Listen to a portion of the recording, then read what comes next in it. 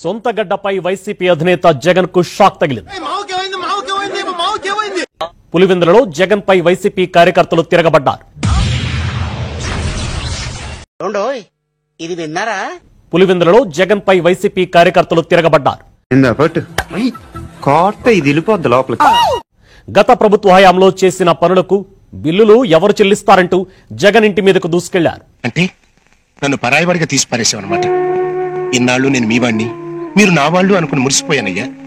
ఇప్పుడు ఈ బంధుత్వం కూడా లేకపోయిన తర్వాత నేను ఇక్కడ ఉంటాం కూడా. పోలీసులు అడ్డుకున్నా వెనక్కి తగ్గలేదు. నీకోసం మనాళ్ళంతా రౌండ్లు వేస్తున్నారు. మనం అంటే అంత లైకింగ్ మరి లైకింగ్ గా తలకాయ ఊళ్ళో అంతా అప్పులు చేసినట్టుగా కనపడితే చెప్పమన్నారు. బాబు నేను కనపడలేదని చెప్పండి. జగన్ తోనే తేల్చుకుంటామంటూ పోలీసులను తోసుకుంటూ ముందుకెళ్లారు.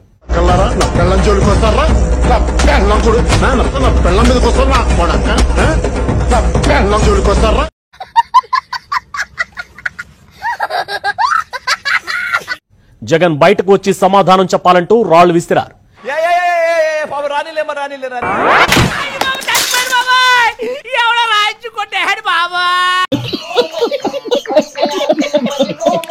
దీంతో జగన్ ఇంటి అద్దాలు సైతం ధ్వంసమయ్యాయి.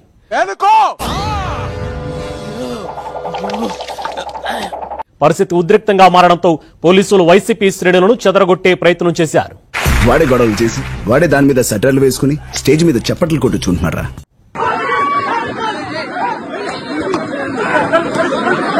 ఎంత ఘోరం జరిగిపోయిందిరా.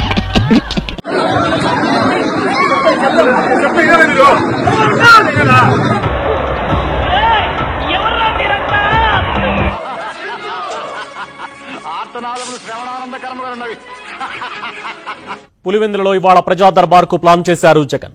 ఆ తర్వాత ప్రెస్ మీట్ పెట్టి కూటమి ప్రభుత్వంపై విమర్శలు చేసేందుకు ప్రణాళిక చేసుకున్నారు. జగన్ అనుకున్నది ఒకటైతే అక్కడ జరిగింది మరొకటి.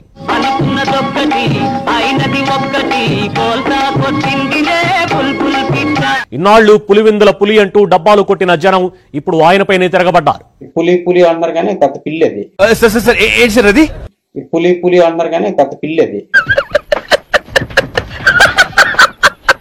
జగన్ ను నమ్ముకొని పనులు చేస్తే తమ కుటుంబాలు రోడ్డున పడ్డాయంటూ ఆగ్రహం వ్యక్తం చేశారు.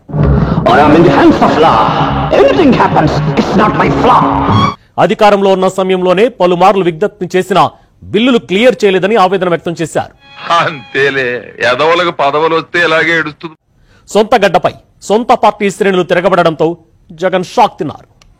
నువ్వు ఇరికించడం తప్ప నువ్వు ఇరికేటవనివా? కొంపలు పుచ్చుకుంటావు తప్ప నీ కొంప కాల్చుకుంటావా? కరెక్ట్, ఇది కరెక్ట్ గా చెప్పావయ్యా.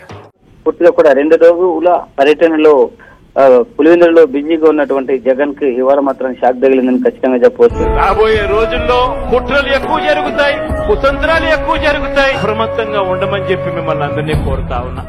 దాదాపుగా ఇప్పుడు పులివెందులలోని నియోజకవర్గ నాయకులు, కాంట్రాక్టర్లతో పెద్ద ఎత్తున దాదాపు 300 కోట్లకు పైచిలకు ఆ బిల్స్ ఏవైతే పెండింగ్ బకాయిలు ఉన్నాయో అవి రావాలనేది ఒక ప్రధాన. చట్టానికి న్యాయానికి జరిగిన ఈ సమరంలో అన్నిటికీ కరిగిపోనిది తీర్పు. శ్రేణులకు సంబంధించినటువంటి విషయంలో ఆయన పూర్తిగా కూడా విడివిడిగా ఒక్కొక్కరిని కలుస్తా ఉన్నటువంటి పరిస్థితి. నేను ఎండాకాలంలో ఎండ కాస్తుంటే మీరు నన్ను ఎంత తిట్టారో మర్చిపోయానుకున్నారా? నేను ఇప్పుడు 4 రోజులు రాకపోతే మళ్ళీ నేను తిట్టుకుంటారా? అంతా మీ ఇష్టమేనా?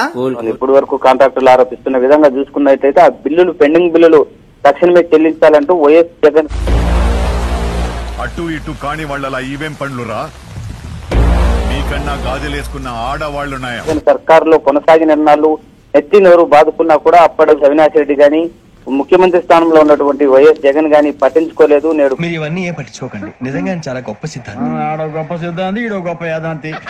చూద్దాంలే, చూడటం కాదండి, మీరు చెయ్యాలంతే. సరే మీరు ట్రై చేస్తారన్నారంటే అది ఓకే అయిపోయిన